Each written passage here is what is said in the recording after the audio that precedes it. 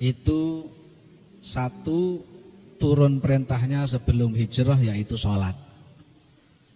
Sholat ini 1 tahun sebelum baginda Nabi SAW hijrah, itu turun perintah sholat melalui peristiwa Isra dan Mi'raj. Kemudian yang kedua, puasa dan zakat itu turun perintahnya pada tahun kedua Hijriah, berarti Rasulullah SAW sudah di Madinah. Kemudian yang terakhir itu adalah haji. Haji itu turun perintahnya khilaf. Ada yang berpendapat tahun ke-6 Hijriah turun perintah wajib haji, walillahi 'alan nasi hijjul baiti man istata'a ilaihi sabila. Tapi Nabi hajinya tahun ke-10 Hijriah. Dengan adanya pendapat ini, maka para ulama berkesimpulan haji itu tidak harus alal faur, tidak harus cepat-cepat. Kalau sekarang mampu boleh ditunda. Ada yang berpendapat bahwa datangnya perintah haji ini tahun ke-9 Hijriah. Dan Rasulullah SAW berangkat haji tahun ke-10, sehingga perintah haji itu alal faur. Man istata'a ilaihi sabila itu kalau mampu harus segera berangkat. Minimal kalau seperti di negara kita, dengan daftar tunggu antrian yang seperti ini minimal langsung daftar. Yang rukun yang namanya sholat ini turunnya melalui peristiwa besar. Jadi kalau dalam 1 tahun itu ada malam-malam istimewa, malam teristimewa bagi umat Rasulullah SAW adalah malam Lailatul Qadar, karena di dalamnya adalah khairun min alfi syahr. Tapi untuk pribadi baginda Nabi SAW, malam yang teristimewa adalah malam Isra wal Mi'raj, karena di dalam malam tersebut banyak hal-hal yang menggembirakan baginda Rasulullah SAW. Persoalannya adalah Isra Mi'raj ini terjadi setelah yang namanya disebut dengan Amul Huzni. Disebut dengan apa? Amul Huzni. Amul Huzni itu adalah tahun berbela sungkawa, tahun berduka. Karena Rasulullah SAW mengalami beberapa cobaan yang memilukan hati. Apa di antaranya? Bertubi-tubi bahwa Rasulullah SAW ketika ayahnya wafat, beliau lahir dalam keadaan yatim, diurus oleh kakeknya yang namanya siapa? Abdullah bin Abdul Muttalib. Abdul Muttalib ngurus Kanjeng Nabi, Abdul Muttalib wafat. Abdul Muttalib wafat, pengasuhannya diurus oleh pamannya, ayahnya Sayyidina Ali, yaitu Abu Thalib. Sayangnya Abu Thalib melebihi sayangnya kepada 11 anaknya. Sayangnya kepada Rasulullah SAW. Sampai waktu itu ada orang yang di Mekah tampannya luar biasa, namanya Walid ibnul Mughirah. Kemudian orang-orang pemuka-pemuka Quraisy mendatangi Abu Thalib minta ditukar.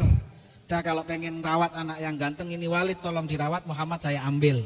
Tapi Sayyidina Ali ayahnya Sayyidina Ali tidak setuju. Sangat sayang kepada Rasulullah SAW. Abu Thalib pun wafat. Kakeknya wafat, pamannya wafat.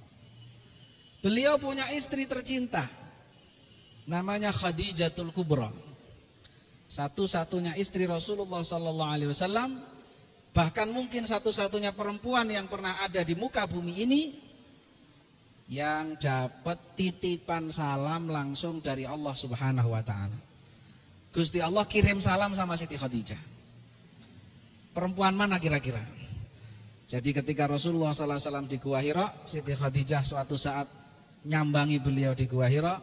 Siti Khadijah mendapatkan titipan salam melalui malaikat Jibril, ya Muhammad, innallaha tabaraka wa ta'ala yukri li zaujatika Khadijah assalam. Saya datang ke sini dapat titipan dari Allah untuk menyampaikan salam dari Allah untuk istrimu yang namanya Khadijah. Siti Khadijah datang, disampaikan titipan salam itu dari malaikat Jibril. Siti Khadijah menyampaikan jawabannya, Allahus salam wa minhus salam wa ala Jibrilus salam wa alaika ya Rasulullah assalam. Tradisi kirim salam sudah ada sejak dulu ya. Itu Siti Khadijah. Siti Khadijah ini memang dinikah oleh Rasulullah SAW usianya 40 tahun. Rasulullah SAW usianya 25 tahun. Tapi usia 40 tahunnya Siti Khadijah itu fisiknya lebih bagus daripada yang usia 20 tahun. Lihat fisiknya Siti Khadijah usia 40 tahun lebih bagus daripada yang usianya perempuan pada masa itu yang usianya 20 tahun. Gak ada yang delewer, masih rapat semuanya, luar biasa. Radhiyallahu anha. Nah, karena mampu merawat dirinya. Ya.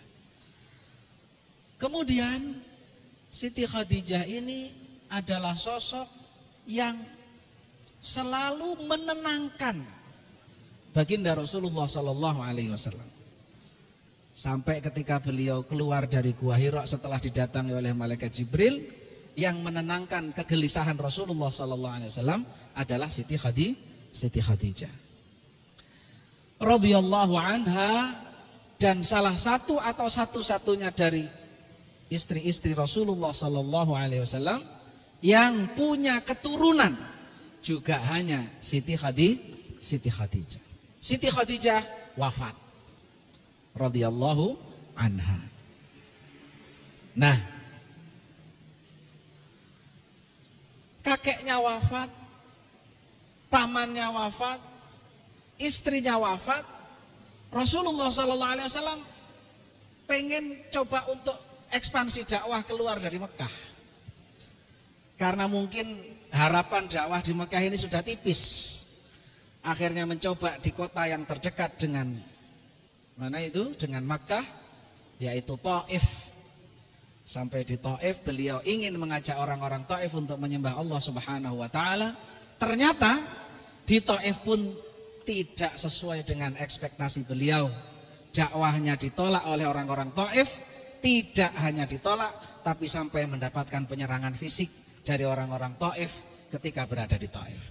Sempurnalah cobaan dan penderitaan yang dialami oleh baginda Nabi SAW sehingga disebut dengan Amul Huzni, tahun-tahun bela sungkawa, tahun-tahun berduka.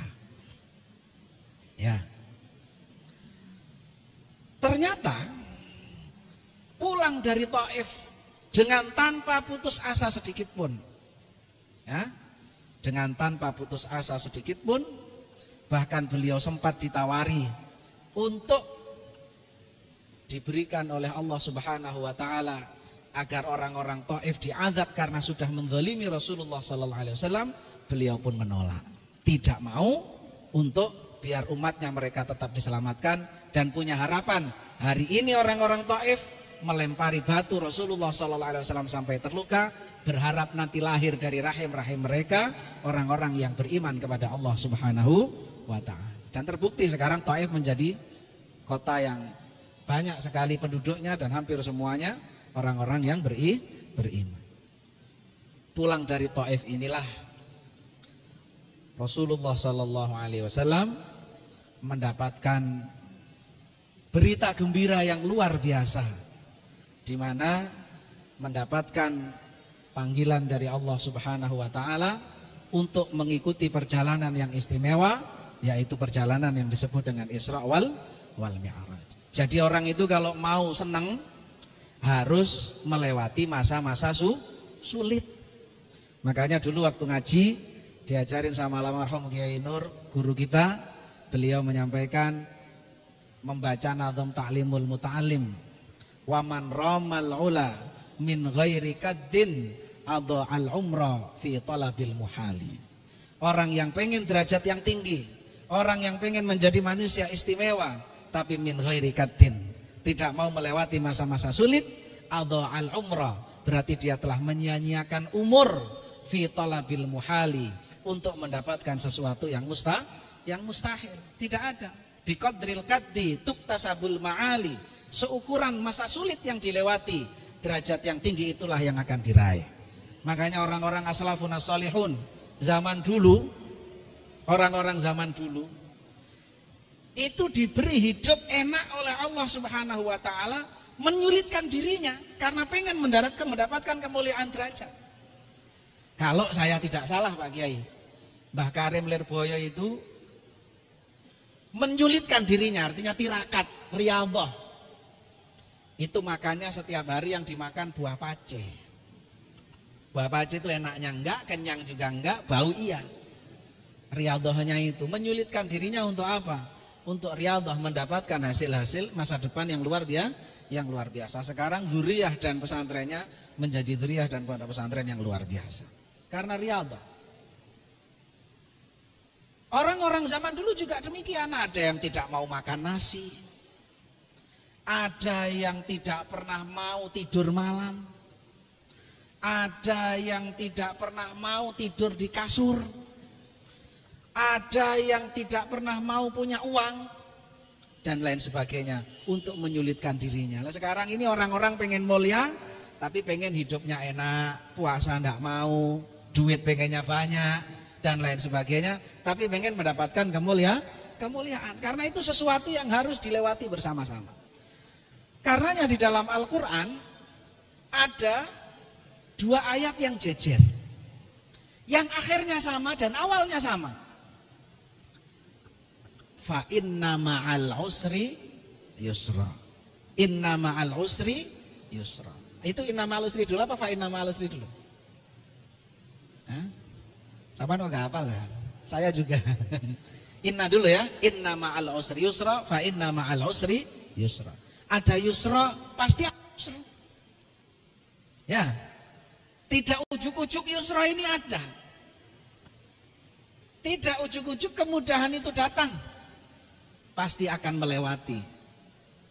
Dan orang setiap mau naik kelas, kalau kita dulu sekolah pasti harus ujian dulu. Dalam bahasa Al-Quran ujian itu diibaratkan dengan fitnah. Ahasiban nasu ayyutraku ayyaqulu amanna wahum la yuftanun walaqad fatanna alladhina min qablikum fala ya'lamanna alladhina sadaqu wala ya'lamanna al-kadhibin. Jangan dibilang orang ini hebat. Jangan bilang orang ini sudah beriman. Wahum la yuftanun, sementara mereka belum pernah dapat fitnah. Belum pernah dapat ujian-ujian. Walaqad fatanna alladziina min qablikum, dan sungguh kami telah berikan fitnah atau cobaan-cobaan kepada kaum sebelum kalian. Fala ya'lamanna alladziina shadaqu, menjadi tahu siapa yang sungguh-sungguh dalam perjalanan hidupnya. Wala ya'lamannal kadzibin, dan banyak orang-orang yang ternyata setelah diuji mereka hanyalah pendusta-pendusta agama. Jadi itu sunnatullah. Tapi yang menggembirakan adalah dalam ayat yang tadi itu, inna ma'al usri yusra, fa inna ma'al usri yusra. Al-usru atau usrun, kalimatnya itu dua-duanya di dalam 2 ayat itu menggunakan isim ma'rifah. Sementara yusranya, dua-duanya di dalam ayat tersebut menggunakan isim nakirah. Ma'rifat itu apa? Ma'rifat itu isim yang terbatas. Kalau usrun kesulitan. Tapi kalau al-usru kesulitan tertentu, mahdud ya. Sementara yusra nakirah cakupannya lebih luas. Rojulun dengan ar-rojulu itu cakupannya lebih luas yang rojulun daripada ar-rojul. Apa maknanya kok al-usrunya ma'rifat, yusranya kok nakirah? Dalam kaidah ilmu tafsir disebutkan kalau ada 2 ayat dengan bunyi kalimat yang sama, kemudian salah satunya nakirah dan salah satunya ma'rifat, yang ma'rifat itu adalah atsaniyah hiya ainul ula. Atsaniyah al-usru yang kedua, dan al-usru yang pertama itu artinya cuma satu, hanya memperkuat saja. Jadi al-usru yang kedua hanya memperkuat al-usru yang pertama. Ini yang cobaan itu tidak akan lama dan tidak akan banyak. Tapi kalau bisa melewati, buahnya yusranya nakirah. Nakirah itu atsaniyah hiya ghairul ula. Yang pertama dan yang kedua beda. Artinya apa? satu kesulitan berbuah banyak kemudahan-kemudahan dari Allah Subhanahu wa taala. Rasulullah sallallahu alaihi wasallam mengalami kesulitan hanya ketika amul huzni saja, tapi dilewati dengan kesabaran. Buahnya pertama Isra dan Mi'raj, setelah itu perkembangan Islam yang luar biasa, dakwah Islam yang menyebar ke santero penjuru bumi yang ada ini, dan kekuatan Islam yang sangat signifikan tumbuh dengan pesat. Setelah itu, setelah diperintahkannya Rasulullah sallallahu alaihi wasallam untuk hijrah ke Madinah. Itu adalah buah daripada amul huzni, tapi yang dilewati dengan kesabaran, karena Rasulullah SAW melewati semuanya dengan kesabaran. Al usru kalau dilewati dengan apa bahasa Jawanya, ngersula itu bahasa Indonesianya apa ya? Keluh kesah, maka al usru itu tidak akan ada habisnya. Ya, al usru tidak akan ada habisnya. Makanya orang Jawa itu bikin pepatah, wong sing sabar bakal subur, karena buah daripada usur ini luar biasa.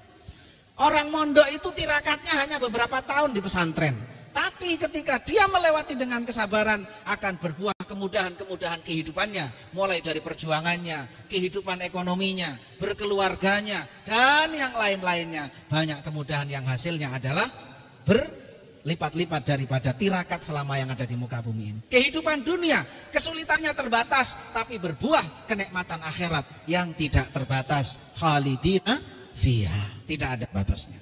Itulah yang bisa kita petik dalam perjalanan Isra dan Mi'raj ini, sehingga hidup ini pilihannya tidak boleh hilang dari dua hal. Baginda Nabi SAW menyampaikan, al-imanu nisfani, nisfun sobrun wa nisfun syukrun. Iman itu ada dua, yang separuhnya sabar, yang separuhnya syukur. Tidak ada tempat di hati kita untuk selain dua ini. Dikasih nggak enak sabar, dikasih enak syukur. Karena bala itu semua cobaan. Bala itu cobaan, dan cobaan itu ada yang bentuknya enak. Minhu balaan hasanah. Walana beluan apa namanya di dalam surat Al-Baqarah, dalam surat Tabarak kita apa? Alladzi khalaqal mauta wal hayata liyabluwakum, untuk menguji kalian. Jadi kita ini ujiannya jangan sampai lepas. Dikasih enak itu adalah ujian, belajari kita sabar. Dikasih tidak enak, ujian, belajari kita syukur. Orang kalau sudah hidup kok tidak mau sabar dan tidak mau syukur, dalam hadis qudsi Allah Subhanahu wa ta'ala berfirman, falyatlub rabban siwaya, sebaiknya cari Tuhan selain saya saja, kata Allah. Karenanya maka disinilah mudah-mudahan kita bisa meniru apa yang telah dijalani oleh baginda Nabi SAW, walaupun tidak secara keseluruhan, dan kita tidak dituntut untuk melaksanakan secara keseluruhan, semampu kita. Ayat ya ayyuhalladzina amanu taqullaha haqqa tuqatih itu sudah dihapus, sudah mansuh perintahnya, bukan mansuh ayatnya. Jadi sudah tidak ada perintah ya ayyuhalladzina amanu taqullaha haqqa tuqatih, itu perintahnya sudah mansuh, tapi ayatnya masih ada. Namanya nashul hukmi wa baqaur rasmi. Hukumnya dihapus tapi tulisannya masih ada. Yang menghapus mana? Ayat yang lain. Fattaqullah mastata'tum. Takwalah kepada Allah semampu kalian. Karena kalau haqqa tuqatih yang biasa pidato dan khutbah pun belum tentu mampu melaksanakan itu. Karena haqqa tuqatih itu berat konsekuensinya. Ya, misalnya saya tukang khutbah, saya tukang pidato, suruh haqqa tuqatih, dari mana rumusnya? Nggak mampu kita. Dan Allah adalah zat yang la yukallifullahu nafsan illa wus'aha, sehingga dihapus perintahnya, diganti dengan fattaqullah mastata'tum, sehingga ayat itu walaupun sudah tidak berlaku hukumnya masih boleh dipakai untuk khutbah Jumat. Kalau kita lagi bicara takwa boleh baca ayat itu walaupun hukumnya sudah tidak berlaku lagi. Jadi kita melakukan sesuatu ikhtiar semampu kita, meniru semampu yang kita bisa. Dulu ada nasihat seorang ulama yang mengatakan, fi awwaliz zaman man amila bi usri ma alim halak, wa fi akhiriz zaman man amila bi usri ma alim najah. Dulu orang yang mengamalkan 10% ilmu yang dia punya, hancur dia. Karena zamannya orang-orang soleh. Di akhir zaman ini zamannya di mana banyak kerusakan. Man amila bi usri ma'alim najah. Siapa yang bisa beramal, mengamalkan 10% dari ilmu yang dia punya, cukup, dia akan selamat. Makanya Imam Ahmad bin Ruslan menasehatinya, wa'mal walau bil usri kazzakati takhruj binuril ilmi min dzulmati. Amalkanlah ilmu yang kalian punya. Walau bil usri, meskipun hanya 10%-nya, kazzakati, seperti zakat, takhruj, maka engkau akan keluar binuril ilmi, dengan nurnya ilmu, min dzulmati, dari kegelapan. Mudah-mudahan Allah berikan kepada kita ittiba yang maksimal kepada baginda junjungan kita Nabi besar Muhammad sallallahu alaihi wasallam, dan kita kelak di hari kiamat mendapatkan syafaatnya. Kita doakan para guru-guru kita diberikan oleh Allah Subhanahu wa taala tulal umur fi afiyah wa sihah, dan mudah-mudahan jamaah sekalian diberikan selalu keberkahan rizki, umur, dan keturunan oleh Allah Subhanahu wa taala. Kurang lebihnya mohon maaf. Hadanallahu wa iyyakum ajmain. Ja'alanallahu wa iyyakum mimman yastaujibu syafa'ata sayyidil mursalin. Ihdinas siratal mustaqim. Wallahul muwaffiq ila aqwamit thoriq. Wal 'afu minkum. Wassalamu alaikum warahmatullahi wabarakatuh.